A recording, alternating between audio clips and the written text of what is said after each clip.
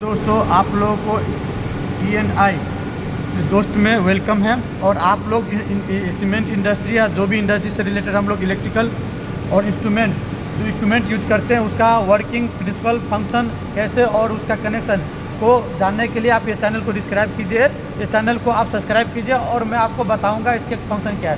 तो चलिए आज का जो टॉपिक है DCN का जो है ये वोल्ट मीटर है दोस्तों।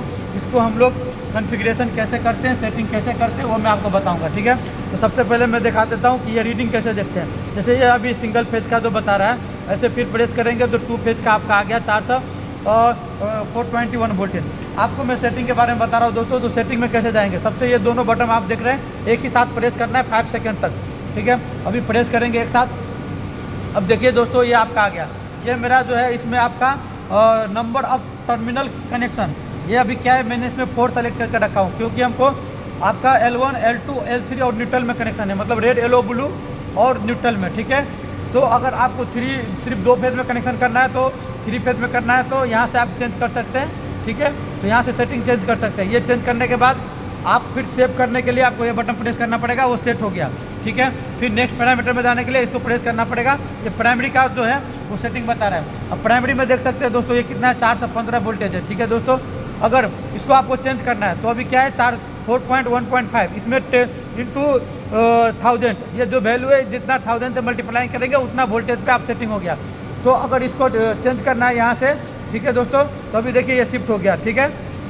तो इस तरीक़े से आप उसको, जैसे अभी इसको मैं प्रेस किया हूँ तो ये क्या कर रहा है, यहाँ पे ये बिलिंग कर रहा है। अगर ये बिलिंग कर रहा है उसके बाद ये आप सेटिंग चेंज कर सकते हैं, यहाँ से देख सकते हैं, यहाँ से आप सेटिंग चेंज कर सकते हैं, ठीक है दोस्तों। तो इस तरीक़े से आप इसको सेटिंग कर सकते हैं। फिर ये सेट हो गया। अब फिर नेक्स्ट में चलेंगे तो ये आपका हो गया सेकेंडरी साइड का देख सकते हैं। यहाँ पे मैं जो सेटिंग करके रखा हूँ, यहाँ पे ये मेरा 2.3 वोल्ट है दोस्तों, ठीक है।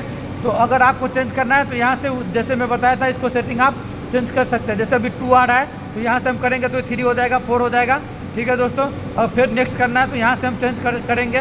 फिर ये इस डिजिट को चेंज करना है तो ये डिजिट भी चेंज हो जाएगा। अब ऐसे करेंगे तो आपका ये चेंज हो जाएगा। अब ये 500 हो गया और फिर ये आपका सेट हो गया। चलिए मैं आपको इसको कनेक्शन के बारे में बता रहा हूँ दोस्तों। ये जो है आपका जो कनेक्शन है, हम कनेक्शन कैसे करेंगे, जैसे मैं आपको बता के रखा था वहाँ पे मैं 4 सिलेक्शन कर रखा था। तो यहाँ पे देख सकते हैं 1 2 3 4 टर्मिनल में मैं कनेक्शन करके रखा हूँ, इसीलिए मैं वहाँ पे 4 टर्मिनल सेलेक्ट करके रखा था, ठीक है दोस्तों।